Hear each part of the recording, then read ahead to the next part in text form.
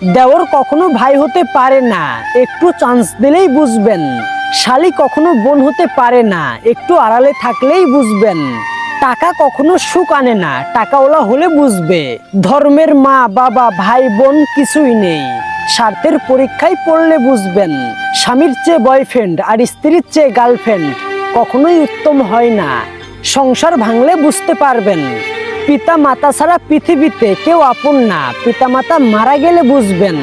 সম্পর্কের পরিণতি জাহান্নাম, যেদিন মারা যাবেন সেদিন বুঝবেন। বাপের বোন ফুপু কখনো আপন হয় না, বিপদে পড়লেই বুঝবেন। মায়ের বোন খালা কখনো আপনার জন্য কাঁদবে না।